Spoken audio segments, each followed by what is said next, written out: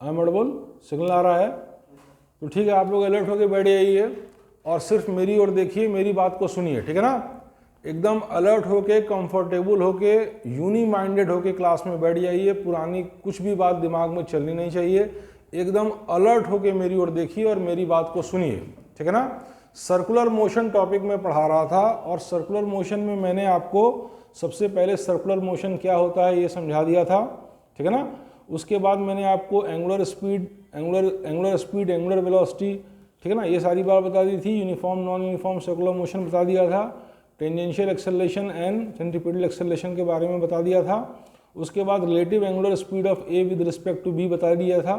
ये सारे डिस्कशंस हमारे आपके हो चुके थे। बात समझ में आ रही है? और कुछ और हमने डिफाइनिंग फीचर्स बता दिया था कि रेडियल वेक्टर क्या होता है, ये सारी चीज़ें क्या होती हैं, ठीक है ना? अब आज के क्लास में मैं आपको फर्दर कंटिन्यू करूंगा जहां से कल छोड़ा था, ठीक है ना? तो कल मैंने कहां से छोड़ा था बताइए? कल मैंने छोड़ा था बैंकिंग ऑफ रोड्स से। कल मैं आपको बैंकिंग ऑफ रोड्स पढ़ा रहा था। बैंकिंग ऑफ रोड्स के बारे में कुछ हमने समझा दिया था कि बैंकिंग ऑफ रोड्स की ज़रूरत क्या होती है, इससे हम क्या समझते हैं, ठीक है ना? और ये भी बता दिया था कि जब भी सर्कुलर टर्न पर कोई ऑब्जेक्ट मूव करता है, जब भी सर्कुलर टर्न पे कोई बॉडी टर्न करती है तो उसको जो है सेंट्रीपिटल फोर्स की ज़रूरत होती है। सेंट्रीपिटल फोर्स कोई बेसिक फोर्स नहीं है और वो एक डिराइव्ड फोर्स है, ठीक है ना? तो सेंट्रीपिटल फोर्स कहाँ से मिलेगा सर्कुलर पाथ पर टर्न करने के लिए? तो मैंने आपको बताया था या तो फ्रिक्शन दे सकता है, या तो केवल फ्रिक्शन दे सकता है, या तो बैंकिंग ऑफ रोड्स दे सकता है केवल, ठीक है ना? कल की जो क्लास है, कल का जो वीडियो है उसमें आप देखिए, ठीक है ना? और फिर मैंने बताया था या तो और कभी कभी ऐसा होता है कि कभी कभी नहीं, अक्सर ऐसा होता है कि दोनों ही देते हैं। या तो केवल फ्रिक्शन सेंट्रीपिटल फोर्स दे सकता है, या तो केवल क्या कहते हैं बैंकिंग ऑफ रोड्स से नॉर्मल सेंट्रीपिटल फोर्स दे सकता है, और ज़्यादातर केसेस में दोनों मिलकर सेंट्रीपिटल फोर्स देते हैं, ठीक है ना? तो फ्रिक्शन सेंट्रीपिटल फोर्स देगा तो मैक्सिमम स्पीड सर्कुलर टर्न पे क्या होगी, यहाँ तक हम लोग कल डिस्कस कर चुके थे, ठीक है ना?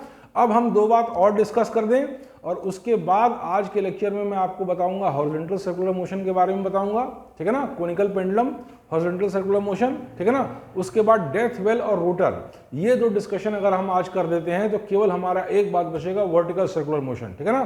तो अगर हमको टाइम मिलेगा तो वर्टिकल सर्कुलर मोशन में भी थोड़ा हमारा डिस्कशन कर देंगे, नहीं तो नेक्स्ट पीरियड में ये मान के चलिए कि आपका सर्कुलर मोशन का सारे कॉन्सेप्ट्स बेसिक लेवल पे खत्म हो जाएंगे, ठीक है ना?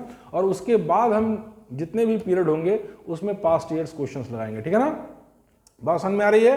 तो ये हमारी स्ट्रेटजी है। तो चलिए हम कल के डिस्कशन को फर्दर करते हैं, कंटिन्यू करते हैं। मैं सबसे पहले आपको बताने जा रहा हूं कि जब क्या कहते हैं सेंट्रीपिटल फोर्स सर्कुलर टर्न पे मुड़ने के लिए centripetal force banking of road देगा तो क्या कंडीशन बनेगी, क्या मैक्सिमम स्पीड हो सकती है, ठीक है ना?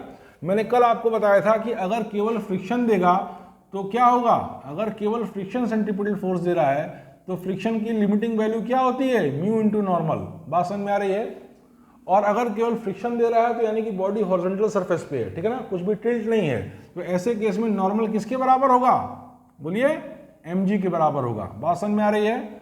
और उस केस में कल मैंने आपको डिस्कस करके बताया था कि अगर केवल फ्रिक्शन सेंट्रीपिटल फोर्स दे रहा है तो maximum speed of the vehicle एक सर्कुलर टर्न पे जो होगी वो less than equal to under root of mu g r होगी, क्योंकि ये m कैंसिल कर जाएगा और r उधर चला जाएगा। तो मैक्सिमम स्पीड किसी व्हीकल की किसी सर्कुलर टर्न पर अगर उसका रेडियस r है और सेंट्रीपिटल फोर्स केवल फ्रिक्शन दे रहा है तो उसकी maximum speed less than equal to mu g r होगी। बात समझ में आ रही है? अब नेक्स्ट चीज देखिए, अगर केवल बैंकिंग ऑफ रोड दे रहा है सेंट्रीपिटल फोर्स, अगर केवल banking of road centripetal force दे रहा है तो बैंकिंग से क्या मतलब है ये मैं कल आपको समझा चुका था। बैंकिंग से हमारा क्या मतलब है ये हम आपको समझा चुके थे, ठीक है ना? किसी भी सर्कुलर टर्न पे एक पार्ट ऑफ द रोड को थोड़ा सा लिफ्ट कर देते हैं हॉरिजॉन्टल से, इसी को बैंकिंग कहते हैं, ठीक है ना?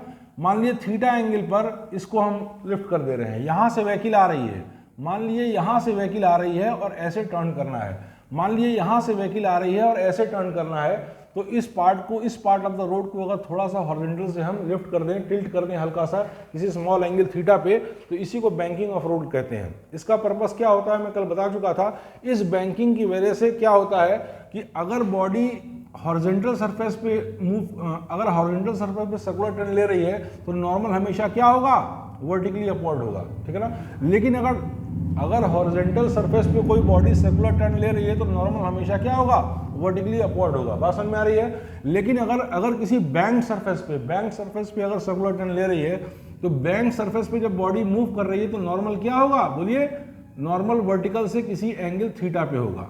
बात समझ में आ रही है। अगर थीटा एंगल पे बैंकिंग किए हैं तो इस केस में नॉर्मल क्या होगा, वर्टिकल से किसी एंगल थीटा पे होगा। क्योंकि एक थ्योरम आप पढ़ते हैं क्लास 9 10 में, बन रहा है ना, बन रहा है। तो खूब ध्यान से देखिए, मेरी ओर देखिए, अलर्ट होके देखिए। एक थ्योरम आप क्लास 9 10 में पढ़ते हैं कि अगर दो लाइंस के बीच एंगल थीटा है तो यहाँ पे एक लाइन ये है और दूसरी लाइन ये है, यहाँ पे एक लाइन ये है, दूसरी लाइन ये है। अगर इनके बीच एंगल थीटा है तो इन दोनों लाइंस के परपेंडिकुलर्स के बीच भी एंगल थीटा होगा। तो इसीलिए मैंने कहा है कि जब इसको टिल्ट कर देंगे तो नॉर्मल क्या होगा, वर्टिकल से थीटा एंगल बनाएगा। बात समझ में आ रही है। क्योंकि इन दोनों के बीच एंगल थीटा है और इसके परपेंडिकुलर क्या है, हॉरिजॉन्टल के परपेंडिकुलर वर्टिकल है और इस सरफेस के परपेंडिकुलर नॉर्मल है, सरफेस के परपेंडिकुलर रहेगा तो इनके परपेंडिकुलर्स के बीच भी एंगल थीटा होगा। बात समझ में आ रही है। तो अगर रोड को हम टिल्ट कर देते हैं तो नॉर्मल वर्टिकल से थीटा एंगल भी लगता है। बात समझ में आई। तो अब नॉर्मल के दो कंपोनेंट हो गए। मान लीजिए नॉर्मल n है तो एक कंपोनेंट हो गया n cos थीटा, बात समझ में आ रही है, और दूसरा कंपोनेंट कहाँ होगा, हॉरिजॉन्टल डायरेक्शन में, जो कि होगा n sin थीटा। और यही कंपोनेंट हमको सेंट्रीपिटल फोर्स देगा सर्कुलर टर्न पे मूव करने के लिए। बात समझ में आ रही है, बात समझ में आ रही है। पेन उठा लीजिए, खूब अलर्ट होके देखिए। तो हम यहाँ पे फ्री बॉडी डायग्राम ड्रॉ करते हैं। अगर ये व्हीकल यहाँ से आके ऐसे मुड़ रही है, अगर ये व्हीकल यहाँ से आके ऐसे मुड़ रही है तो इस केस में इसका वेट कहाँ लगेगा, नीचे की ओर, वर्टिकली डाउनवर्ड्स mg, ठीक है ना। और चूंकि इस रोड को हल्का सा टिल्ट कर दिया, अगर टिल्ट नहीं करते तो नॉर्मल वर्टिकली अपवर्ड लगता, लेकिन हल्का सा टिल्ट कर दिया तो नॉर्मल कैसे लग रहा है, वर्टिकल से थीटा एंगल पे लग रहा है। इस केस में नॉर्मल का एक component n cos theta weight को बैलेंस करेगा और दूसरा कंपोनेंट n sin थीटा क्या करेगा, सेंट्रीपिटल फोर्स दे देगा, ठीक है ना। तो टिल्टिंग ऑफ रोड का ये फायदा है, ठीक है ना। अगर केवल फ्रिक्शन से ही हम सेंट्रीपिटल फोर्स सर्कुलर टर्न पे डिराइव करते हैं तो मैं कल ही बता चुका था आपको कि maximum speed at the circular turn होगी √μgr। इससे कम होगी या ज़्यादा से ज़्यादा बराबर हो सकती है। अगर इससे ज़्यादा स्पीड पे हम टर्न कर रहे हैं और केवल फ्रिक्शन ही सेंट्रीपिटल फोर्स दे रहा है तो हम स्लिप कर जाएंगे। बात समझ में आ रही है। क्योंकि सेंट्रीपिटल फोर्स की ज़्यादा रिक्वायरमेंट है और फ्रिक्शन की एक लिमिटिंग वैल्यू है, उससे ज़्यादा फ्रिक्शन दे नहीं सकता, ठीक है ना। तो ये पहला केस था। अब मैं दूसरा केस ये डिस्कस कर रहा हूं कि अगर केवल नॉर्मल देता है या अगर केवल बैंकिंग ऑफ रोड देता है तो क्या केस बनेगा, ठीक है ना। तब मैक्सिमम स्पीड क्या होगी। अगर केवल बैंकिंग ऑफ रोड या नॉर्मल देता है तो ऐसे केस में आप फ्री बॉडी डायग्राम से देख रहे हैं कि n cos थीटा बराबर mg, ठीक है ना, n cos थीटा बराबर mg। भाई इस डायरेक्शन में कोई व्हीकल का तो मोशन है नहीं, वर्टिकल डायरेक्शन में व्हीकल उड़ तो रही नहीं है, बात समझ में आई। तो इस डायरेक्शन में कोई मोशन नहीं, तो n cos थीटा बराबर mg और n sin थीटा बराबर क्या होगा, सेंट्रीपिटल फोर्स, ये होगा mv²/r। अगर r सर्कुलर टर्न है और v स्पीड से उस सर्कुलर टर्न पे बॉडी या व्हीकल मूव कर रही है, बात समझ में आई। तो इन दोनों इक्वेशन को हम डिवाइड कर दे रहे हैं। इसको कहिए इक्वेशन 1 और इसको कहिए इक्वेशन 2। इक्वेशन 1 से इक्वेशन 2 को हम डिवाइड कर दे रहे हैं, ठीक है ना। तो डिवाइड करेंगे तो n कैंसिल हो जाएगा और इस तरीके से आएगा tan थीटा = mm भी कैंसिल हो जाएगा। जब डिवाइड करेंगे तो n कैंसिल हो जाएगा, mm भी कैंसिल हो जाएगा, तो sin theta by cos theta कितना होगा, tan थीटा, ठीक है ना। इक्वेशन सेकंड को फर्स्ट से डिवाइड कर रहे हैं तो यहाँ इस साइड में आ जाएगा tan थीटा और tan थीटा = v²/rg। बात समझ में आ रही है। इस तरीके से अगर केवल, अब मैं आपको ये दिखा रहा हूं कि अगर केवल नॉर्मल या बैंकिंग ऑफ रोड से हमको सेंट्रीपिटल फोर्स मिलता है और r टर्न के सर्कुलर रेडियस में हम मुड़ते हैं तो maximum speed of the vehicle कितनी हो सकती है। यहां से आप देख लीजिए, maximum speed of the vehicle होगी √gr tan थीटा, जहां पे थीटा क्या है, angle of banking of the road, यानी जितने एंगल से रोड को हम हॉरिजॉन्टल से टिल्ट किए हैं यानी उठाए हैं। बात समझ में आ रही है, बात समझ में आई, पर्पस समझ में आ गया और साथ में मैक्सिमम स्पीड समझ में आ गई। और r क्या है, radius of the circular turn, और g है एक्सेलरेशन ड्यू टू ग्रेविटी, ठीक है ना। तो एक इस इंपॉर्टेंट रिलेशन को याद रखिएगा और बैंकिंग ऑफ रोड क्यों करते हैं ये आप समझ चुके हैं, ठीक है ना। ये एक इंपॉर्टेंट रिलेशन है, इसको याद रखिएगा, बहुत से न्यूमेरिकल में लगेगा, ठीक है ना। तो अब आप देखिए, अगर केवल फ्रिक्शन दे रहा है तो मैक्सिमम स्पीड सर्कुलर टर्न पे ये हो सकती है, और अगर केवल नॉर्मल या बैंकिंग ऑफ रोड दे रहा है तो मैक्सिमम स्पीड सर्कुलर टर्न पे इतनी हो सकती है √gr tan थीटा। बात समझ में आ रही है, बात क्लियर है। तो अब खूब ध्यान से देखिए और आगे की बात को सुनिए। आप आगे की बात सुनिए। मैंने कहा था या तो केवल फ्रिक्शन देगा, या तो केवल फ्रिक्शन देगा, और या तो केवल बैंकिंग ऑफ रोड देगा। लेकिन ज्यादातर केसेस में रियल लाइफ में क्या होता है, दोनों मिलके देते हैं। फ्रिक्शन भी सेंट्रीपिटल फोर्स में मदद करता है और बैंकिंग ऑफ रोड्स का भी सहारा लेते हैं हम। बात समझ में आई? ऐसे केस में क्या मिनिमम और मैक्सिमम वैल्यू हो सकती है, ठीक है ना। इस केस में तो केवल मैक्सिमम वैल्यू निकाले हैं, ठीक है ना। उससे कम वैल्यू पे चलाएंगे तो स्किड नहीं करेंगे। लेकिन अगर दोनों दे रहा है तो मिनिमम और मैक्सिमम दोनों स्पीड्स होती हैं। उस स्पीड से कम स्पीड से करेंगे तो भी गाड़ी स्लिप कर जाएगी। पहाड़ों पे एक पर्टिकुलर स्पीड होती है, उस स्पीड से कम स्पीड से अगर आप टर्न लेंगे तो भी आप स्लिप कर जाएंगे। और एक मैक्सिमम स्पीड भी होती है, उस स्पीड से ज्यादा स्पीड पे अगर आप पहाड़ों पर टर्न लेंगे तो भी स्लिप कर जाएंगे। मेरी बात समझ में आ रही है? तो उस केस में दोनों है, मैक्सिमम और लिमिटिंग वैल्यू है। मैक्सिमम वैल्यू और मिनिमम वैल्यू के बीच में स्पीड होनी चाहिए, तब बॉडी स्किड नहीं करेगी। बात समझ में आई?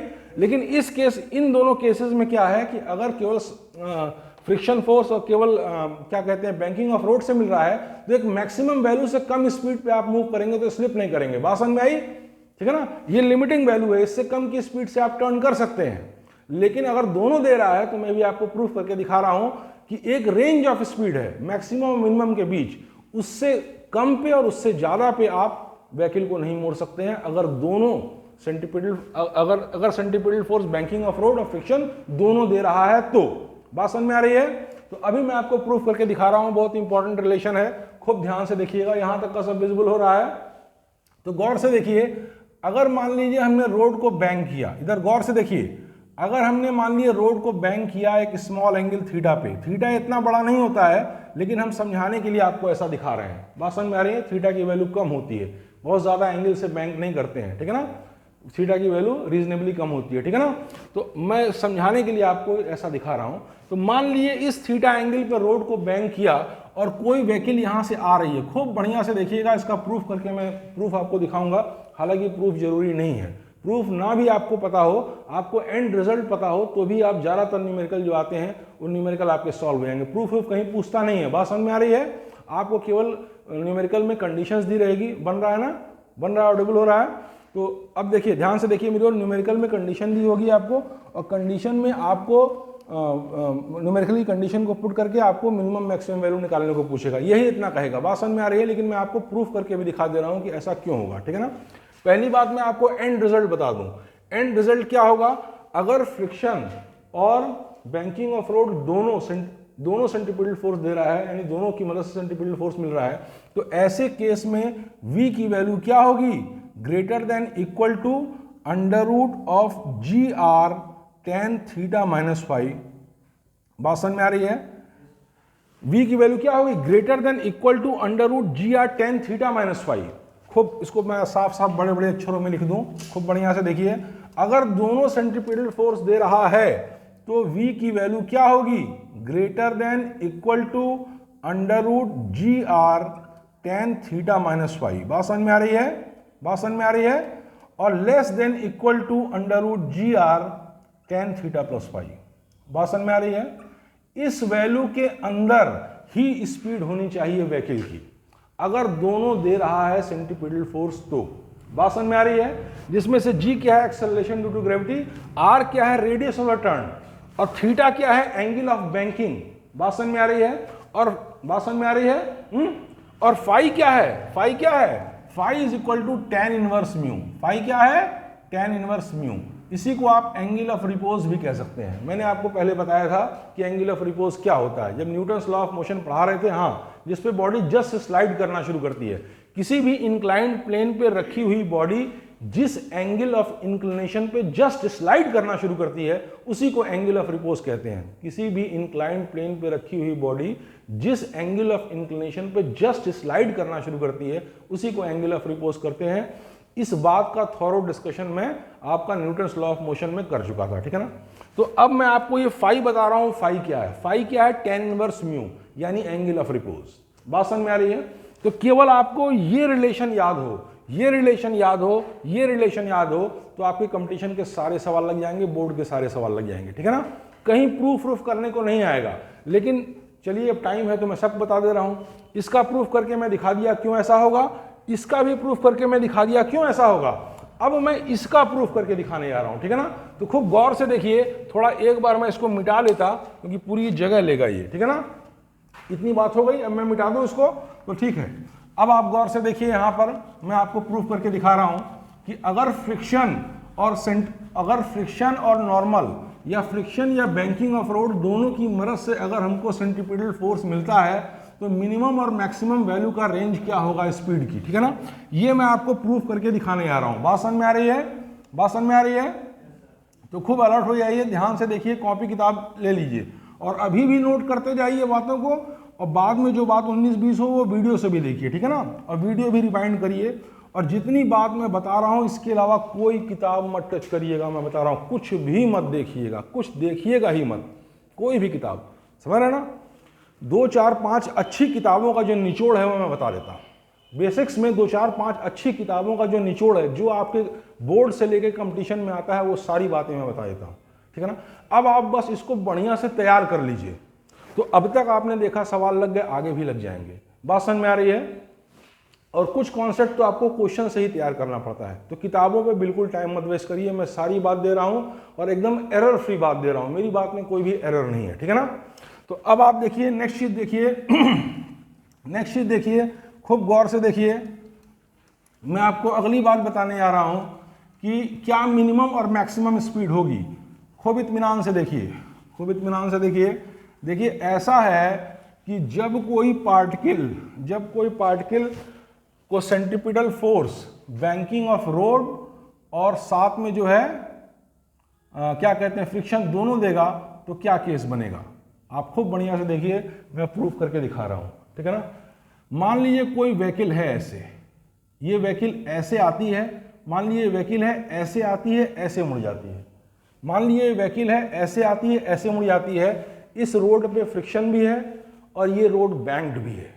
तो ऐसे केस में क्या होगा कि नॉर्मल जो होगा, मैंने आपको पहले ही बताया, अगर ये रोड बैंक्ड है एंगल थीटा से, अभी जल्दी ही आपको मैंने बताया है, तो नॉर्मल क्या होगा, वर्टिकल से थीटा एंगल पे नॉर्मल लगेगा। बात समझ में आ रही है। नॉर्मल ऐसे लगेगा। फोर्स बॉडी डायग्राम में ड्रॉ कर रहा हूं तो नॉर्मल ऐसे लगेगा वर्टिकल से थीटा एंगल पे, अगर ये थीटा एंगल पे रोड बैंक्ड है तो, ठीक है ना। और इसका जो वेट होगा वो क्या होगा, वर्टिकली डाउनवर्ड mg लगेगा, अगर m mass of the vehicle है तो।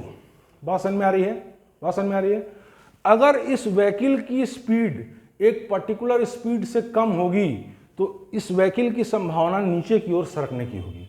अगर इस व्हीकल की स्पीड इस सर्कुलर टर्न पे एक पर्टिकुलर स्पीड से कम होगी तो ऐसे केस में इस व्हीकल की संभावना नीचे की ओर सरकने की होगी। तो नीचे की ओर सरकने की अगर संभावना है तो फ्रिक्शन फोर्स कहां लगेगा, ऊपर की ओर, क्योंकि friction is a force which opposes any relative motion at the point of contact. अगर एक पहले मैं मिनिमम स्पीड निकाल रहा हूं, इसके बाद मैं मैक्सिमम स्पीड निकालूंगा। बात समझ में आ रही है, खूब बढ़िया समझिए। अगर इस सर्कुलर टर्न पर, इस बैंक्ड रोड पर जहां पे फ्रिक्शन भी है, इस व्हीकल की स्पीड एक मिनिमम स्पीड से कम होगी तो इस स्लांट के इधर की ओर सरकने की टेंडेंसी इस व्हीकल की होगी, ठीक है ना। ऐसे केस में फ्रिक्शन ऊपर की ओर लगेगा। Friction is a force which opposes any relative motion at the point of contact. तो फ्रिक्शन यहां लगा के हम मिनिमम स्पीड निकाल लेंगे फोर्स बैलेंस करके, अभी हम करके दिखा रहे हैं। और अगर एक मैक्सिमम से ज्यादा स्पीड होगी, अगर एक मैक्सिमम से ज्यादा स्पीड होगी, तो मैं पूरा फिगर नहीं ड्रॉ कर रहा हूं, इस बॉडी की टेंडेंसी ऊपर जाने की होगी। अगर मैक्सिमम से ज्यादा स्पीड होगी इस बॉडी की इस सर्कुलर टर्न पे, तो इस बॉडी की टेंडेंसी ऊपर जाने की होगी। तो ऐसे केस में फ्रिक्शन कहां लगेगा, इधर लगेगा। बाकी बातें इसी फिगर की होंगी। बात समझ में आ रही है, बाकी बातें इसी फिगर की होंगी। तो इस कॉन्सेप्ट का इस्तेमाल करके फोर्सेस को बैलेंस करके मैं मैक्सिमम और मिनिमम वैल्यू ऑफ स्पीड निकाल लेता हूं, जो आपकी यही आएगी। बात समझ में आ रही है, यही आएगी। मैं प्रूफ करके दिखा दे रहा हूं, ठीक है ना। तो आपको ये याद है तो भी आपके सारे सवाल लग जाएंगे, लेकिन चलिए 2, 4, 5 मिनट लेगा, मैं इसको आपको सिद्ध करके दिखा देता हूं, ठीक है ना। तो गौर से देखिए, इत्मीनान से देखिए, एक जगह दिमाग रखिए। देखिए अच्छे से, यहां देखिए, अगर ये थीटा एंगल पे लग रहा है तो ये हो गया n cos थीटा। बात समझ में आ रही है, बात समझ में आ रही है। अगर इस यहां पे एक हॉरिजॉन्टल लाइन ड्रॉ करें, अगर यहां पे एक हॉरिजॉन्टल लाइन ड्रॉ करें तो ये दोनों लाइन पैरेलल है। बात समझ में आई। और ये लाइन इन दोनों को इंटरसेक्ट कर रही है। तो अगर ये एंगल थीटा है तो ये भी एंगल थीटा होगा, करस्पॉन्डिंग एंगल। बात समझ में आई? बात समझ में आ रही है? अब फ्रिक्शन को हम रिजॉल्व कर ले रहे हैं। अगर फ्रिक्शन फोर्स F ऊपर की ओर लग रहा है, मिनिमम स्पीड की कंडीशन हम पहले डिराइव कर रहे हैं, ठीक है ना। तो अगर फ्रिक्शन फोर्स F ऊपर लग रहा है तो F cos थीटा इधर हो गया। बात समझ में आई बेटा? F cos थीटा उधर हो गया, और साथ में F sin थीटा कहाँ हो गया? ऊपर की ओर। F sin थीटा ऊपर की ओर और F cos थीटा इधर की ओर। यहां तक की बात एकदम क्लियर है? एकदम क्लियर है। अब नॉर्मल ऐसे लग रहा है तो नॉर्मल के दो कंपोनेंट होंगे, n cos थीटा ऊपर की ओर और n sin थीटा इधर की ओर, यानी centre of the circular turn की ओर, ठीक है ना। n cos थीटा ऊपर की ओर और n sin थीटा इधर की ओर, यानी centre of the circular turn की ओर, क्योंकि centre of the circular turn इधर है। Centre of the circular turn कहां है? इधर है। बात समझ में आ रही है? अब देखिए, इस डायरेक्शन में फोर्स को बैलेंस कर रहे हैं, इस डायरेक्शन में हम फोर्स को बैलेंस कर रहे हैं। बात समझ में आ रही है? हॉरिजॉन्टल डायरेक्शन में हम फोर्स को बैलेंस कर रहे हैं, तो क्या होगा? n sin theta minus F cos theta is equal to mv square by r, जहां r क्या होगा? उस सर्कुलर टर्न का रेडियस होगा, उस सर्कुलर टर्न का रेडियस होगा। बात समझ में आई?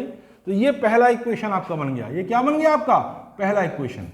अब दूसरी बात, मैं आपको वेट को बैलेंस कर रहा हूं, वेट को बैलेंस कर रहा हूं, तो आप देखिए F sin थीटा भी ऊपर लग रहा है और n cos थीटा भी ऊपर लग रहा है, तो F sin theta plus n cos theta is equal to mg, क्योंकि इस डायरेक्शन में कोई भी मोशन नहीं है। अरे गाड़ी उड़ नहीं ना रही है, वर्टिकली उड़ नहीं ना जा रही है, तो इस डायरेक्शन में जब कोई मोशन नहीं है तो नेट फोर्स बैलेंस होगा, ठीक है ना। तो ऐसे केस में आप कहेंगे कि n cos थीटा और प्लस F sin थीटा, खूब गौर से देखिए, इज इक्वल टू mg। ये आपका हो गया इक्वेशन नंबर 2। बात समझ में आ रही है? बात समझ में आ रही है? एकदम क्लियर है। अब खूब गौर से देखिए, फ्रिक्शन की मैक्सिमम वैल्यू क्या हो सकती है? फ्रिक्शन की लिमिटिंग वैल्यू क्या हो सकती है? बताइए। लिमिटिंग वैल्यू फ्रिक्शन की क्या हो सकती है? Mu into N, mu into normal reaction, यही फ्रिक्शन की लिमिटिंग वैल्यू होगी। बात समझ में? इससे ज्यादा तो वैल्यू नहीं होगी, इससे ज्यादा वैल्यू नहीं ना होगी। अब आप देखिए, इस इक्वेशन से इस इक्वेशन को डिवाइड कर दीजिए, इस फर्स्ट इक्वेशन को सेकंड इक्वेशन से डिवाइड कर दीजिए। जब आपने फर्स्ट इक्वेशन को सेकंड इक्वेशन से डिवाइड किया तो m कट गया कि नहीं कट गया, और नीचे आ गया v square by R G. यहां तक की बात एकदम समझ में आ गई। ये मैं राइट हैंड साइड की बात कर रहा हूं, ये मैं राइट हैंड साइड की बात बोल रहा हूं, ठीक है ना। ठीक है, इसे ये राइट हैंड साइड की बात कर रहा हूं। राइट हैंड साइड ये हुआ, एक्चुअली राइट हैंड साइड ये हुआ, लेकिन हम ऐसे पलट के बता रहे हैं ना। चलिए, कुछ भी, हाँ, उससे कोई बहुत इंपॉर्टेंट बात नहीं है, ठीक है ना। मतलब मेरे हाथ के राइट हैंड साइड की बात बोल रहा हूं, तो v square by R G, तो ये हो गया v square by R G. और इधर क्या आ गया कि आपका n sine theta minus f cos theta upon क्या आ गया? n cos थीटा और प्लस f sin थीटा आ गया ना बेटा। यहां तक की बात आ गई, ठीक है। तो हाँ, तो रुक जाइए, एक मिनट रुकिए। फ्रिक्शन की मैक्सिमम वैल्यू कितनी हो सकती है? फ्रिक्शन की म्यू इंटू नॉर्मल, फ्रिक्शन की maximum value mu into normal होती है। तो जब हम फ्रिक्शन की मैक्सिमम वैल्यू पुट करेंगे, जब हम फ्रिक्शन की मैक्सिमम वैल्यू पुट करेंगे तो v की मिनिमम वैल्यू आएगी। बात समझ में आ रही है? जब हम फ्रिक्शन की मैक्सिमम वैल्यू पुट करेंगे तो v की क्या आएगी? मिनिमम वैल्यू, ठीक है ना, ठीक है ना। क्या मिनिमम वैल्यू हो कि सरके ना? अगर एक स्पीड से कम स्पीड से ये यहाँ पे मुड़ रही है तो नीचे की ओर सरकने की संभावना है, तो फ्रिक्शन ऊपर लग रहा है। तो जब फ्रिक्शन की मैक्सिमम वैल्यू होगी, उसके करस्पॉन्डिंग स्पीड की मिनिमम वैल्यू होगी। भाई उससे कम स्पीड पे करेगा तो फ्रिक्शन तो ज्यादा बढ़ नहीं पाएगा, तो वो सरक जाएगा। बात समझ में आ रही है? तो मिनिमम स्पीड हम डिराइव कर रहे हैं, इसलिए हम फ्रिक्शन की मैक्सिमम वैल्यू पुट कर रहे हैं। बात समझ में आ रही है? इतनी बात एकदम क्लियर है। तो देखिए, हमने पुट कर दिया यहाँ पे, और ये हो गया v मिनिमम। अब इसको हम v मिनिमम होल स्क्वायर कर दें, यहाँ पे v को क्या करें? v मिनिमम होल स्क्वायर, तो v minimum whole square upon g r, और इधर हो गया n साइन थीटा, और फ्रिक्शन की मैक्सिमम वैल्यू क्या हो जाएगी? Mu N cos theta. बात समझ में आ रही है? म्यू एन कॉस थीटा, और यहाँ हो जाएगा n कॉस थीटा, यहाँ तक का विजिबल हो रहा है, plus mu N sine theta. बात समझ में आ रही है? यहाँ तक का नहीं हो रहा है विजिबल। तो चलिए इसको थोड़ा ऊपर करके हम करते हैं, ऊपर थोड़ा करके करते हैं। देखिए, इसको हम मिटा दे रहे हैं यहाँ से, यहाँ तक का विजिबल नहीं हो रहा है। तो चलिए अब ऊपर से देखिए, यहाँ से देखिए, इसको मैं फर्दर सॉल्व कर रहा हूँ, इस चीज को मैं फर्दर सॉल्व कर रहा हूँ। तो इस पार्ट को फर्दर मैं जब मैं ऊपर ले आया और क्या कहते हैं, फ्रिक्शन की मैंने लिमिटिंग वैल्यू पुट की, तो उसके करस्पॉन्डिंग स्पीड की मिनिमम वैल्यू हो जाएगी। तो v minimum whole square v minimum whole square upon g r, थोड़ा सा कठिन प्रूफ है इसका, गौर से देखिए, इतना भी कठिन नहीं है, सारी बात क्लियर हो रही है, ठीक है ना। V minimum whole square upon g r is equal to N sine theta minus friction की लिमिटिंग वैल्यू क्या हो जाएगी, mu N cos theta, mu N cos theta, ठीक है ना। और नीचे आ जाएगा N cos theta plus mu N sine theta. यहां तक की बात समझ में आ गई, म्यू एन साइन थीटा, ठीक है ना, ठीक है। तो अब देखिए नॉर्मल हर जगह से कट गया, नॉर्मल कट गया कि नहीं कट गया, तो ऊपर आ गया sine theta minus mu cos theta, बात समझ में आ रही है, upon cos theta plus mu sine theta. आ गया कि नहीं आ गया, बोलो बेटा। अब कॉस थीटा से नीचे ऊपर डिवाइड कर दीजिए, कॉस थीटा से जब नीचे ऊपर डिवाइड कर देंगे तो यहां पे आ जाएगा 1, कॉस थीटा से ऊपर डिवाइड कर दिए, कॉस थीटा से नीचे डिवाइड कर दिए, कोई फर्क नहीं पड़ेगा। तो कॉस थीटा से नीचे डिवाइड करेंगे तो यहां आ जाएगा 1 प्लस म्यू टेन थीटा, क्या आ जाएगा 1 प्लस म्यू टेन थीटा, बात समझ में आ रही है। और कॉस थीटा से ऊपर डिवाइड करेंगे तो ये हो जाएगा टेन थीटा माइनस म्यू, ठीक है ना, टेन थीटा माइनस म्यू, क्योंकि कॉस थीटा से ऊपर डिवाइड करेंगे तो ये खत्म हो जाएगा, तो यहां पे आ जाएगा टेन थीटा माइनस म्यू। यहां तक की बात समझ में आ गई, अच्छे से क्लियर हो गई। अगर 19-20 कुछ होगा तो वीडियो से एक बार फिर देख लीजिएगा, हालांकि मैंने एकदम सफाई से बोला है, ठीक है ना, सारी बात एकदम क्लियर है। अब आप देखिए इससे आपकी वी मिनिमम स्पीड कितनी हुई, देखिए इस पार्ट को मैंने सॉल्व किया था और फिर यहां सफाई से रख रहा हूं, फिर देखिए ये हमारा रिजल्ट है जो मैंने बताया था, ये मेरा रिजल्ट है जो मैंने बताया था, तो ठीक है ना, और उसी को भी मैं डिराइव करके दिखा दे रहा हूं। तो इस पार्ट को इधर ले आइए, इस पार्ट को इधर ले आएंगे तो v minimum whole square is equal to g r, और यहां पे आ जाएगा टेन थीटा माइनस म्यू, और म्यू को अगर हम एंगल ऑफ रिपोज से अगर हम सब्स्टिट्यूट कर दें, एंगल ऑफ रिपोज से अगर हम म्यू को सब्स्टिट्यूट कर दें तो म्यू बराबर टेन फाई हो जाएगा। यहां फाई क्या है, एंगल ऑफ रिपोज, अगर म्यू को एंगल ऑफ रिपोज से सब्स्टिट्यूट कर दें तो एंगल ऑफ रिपोज कितना आएगा, टेन फाई। तो यहां पे आप लिखिए g r tan theta minus tan phi upon 1 plus, देखिए 1 प्लस म्यू को फिर यहां कर दिया है, यहां तक भी विजिबल नहीं है, वहां तक विजिबल है, ठीक है, वहां यहां तक हो रहा है ना, तो यहां तक देखिए पहले। तो अब देखिए ये हो गया जी आर और ये हो गया tan theta minus tan phi, जहां पर टेन फाई क्या है, म्यू के बराबर, और फाई क्या है, एंगल ऑफ रिपोज, ठीक है ना।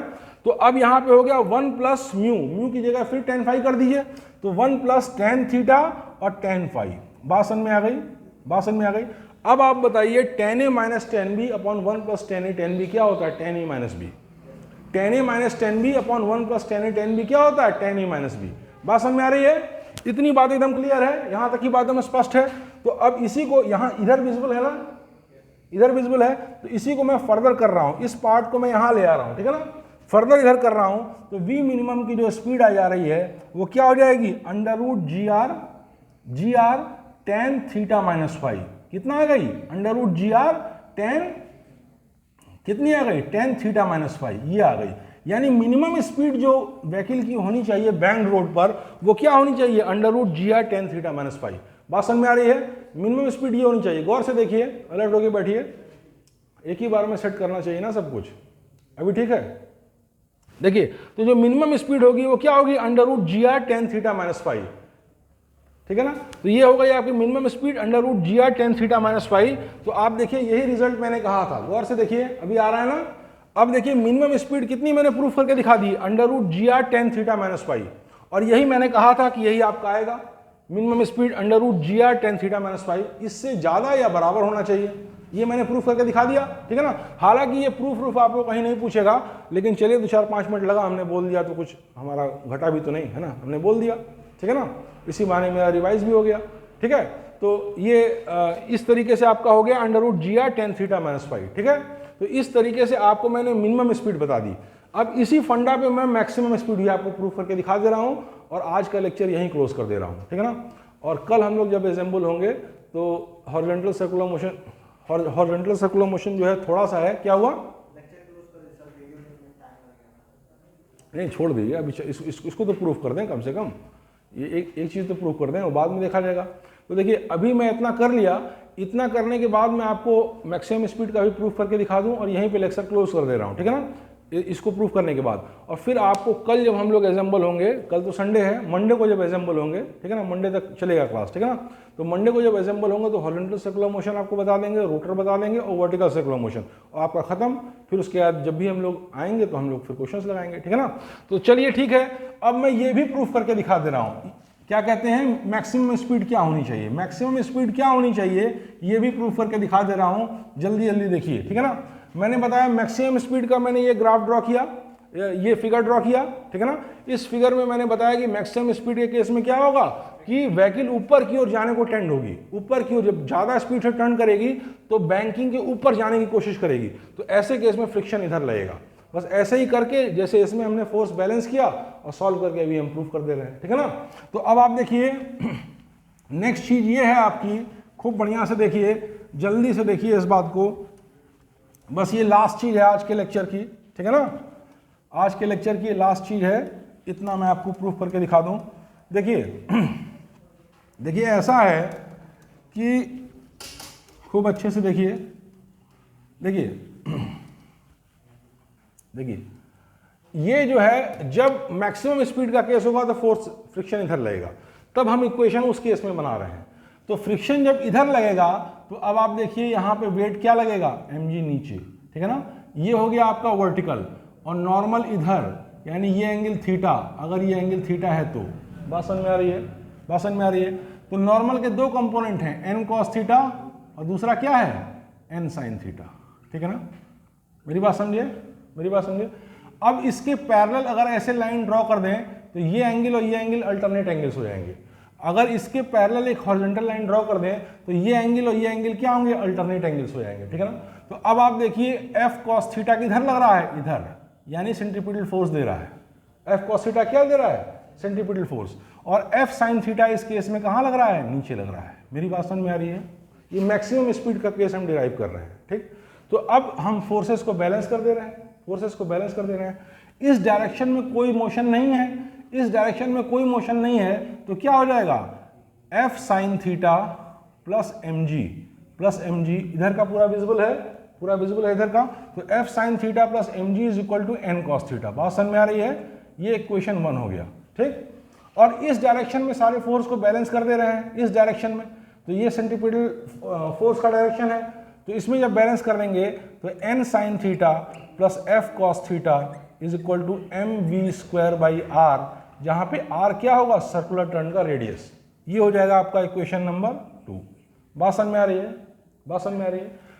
अब आप देखिए कि इस केस में mg को इधर ले आइए और n को इधर ले आइए, जब mg को इधर ले आएंगे n को इधर ले आएंगे तो ये हो जाएगा f sin theta minus n cos theta is equal to कितना होगा, हाँ इसको ऐसे ना करिए, इसको ऐसे कर दीजिए, हम बताएं, सुनिए, इसको ऐसे कर दीजिए, इसको उधर ले आइए, इसको उधर ले आइए, तो ये हो जाएगा mg इज इक्वल टू, ये हो जाएगा इस तरीके से, जब इसको उधर ले आएंगे तो ये हो जाएगा n cos theta minus f sin theta, ठीक है ना, इज इक्वल टू mg, ठीक है ना।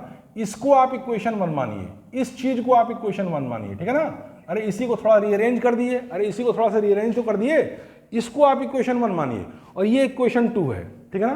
तो अब आप क्या करिए, इक्वेशन 2 से इक्वेशन 1 को डिवाइड कर दीजिए, इक्वेशन 2 से इक्वेशन 1 को डिवाइड कर दीजिए, तो ये मास कैंसिल हो जाएगा, मास कैंसिल हो जाएगा, और हो जाएगा v square by R G, ये क्या हो जाएगा, v square by R G, v square by R G, और उधर हो जाएगा आपका n साइन थीटा और प्लस f cos थीटा, हो जाएगा ना। अरे ये पार्ट यहां आ जाएगा, n sine theta plus f cos theta divided by क्या होगा, n cos theta minus f sine theta.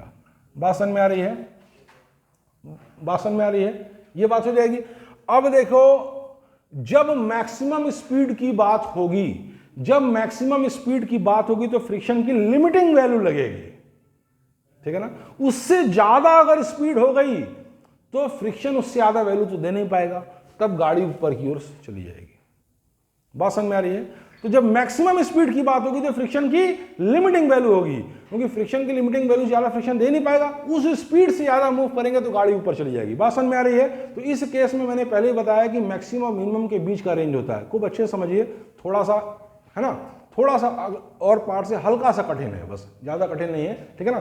तो अब ये बात क्या हो गई, अब जब फ्रिक्शन की लिमिटिंग वैल्यू पुट करेंगे तो ये वेलोसिटी मैक्स हो जाएगी, v max square is equal to g r, और यहाँ पे लिमिटिंग वैल्यू पुट करेंगे तो n sine theta plus mu n cos theta और divided by n cos theta minus mu n sine theta. बात समझ में आ रही है बेटा, बात समझ में आ रही है। अब आप देखिए n कैंसिल हो जाएगा, n नीचे ऊपर दोनों जगह है तो कैंसिल हो गया, n हर जगह कैंसिल हो गया। अब इसको cos थीटा से डिवाइड कर दीजिए, जब cos थीटा से डिवाइड करेंगे तो ये वाला पार्ट आ जाएगा, इधर देखिए जी आर, जब cos थीटा से डिवाइड करेंगे तो यहाँ tan थीटा आ जाएगा, ठीक है ना, जी आर उधर गया, cos थीटा से डिवाइड किए tan थीटा आ गया, और प्लस म्यू cos थीटा से डिवाइड करेंगे तो cos theta by cos theta 1 हो जाएगा, ठीक है ना, और नीचे क्या आ जाएगा, cos theta by cos theta 1 minus mu tan theta. बात समझ में आ रही है, ये आ जाएगा, ठीक है ना।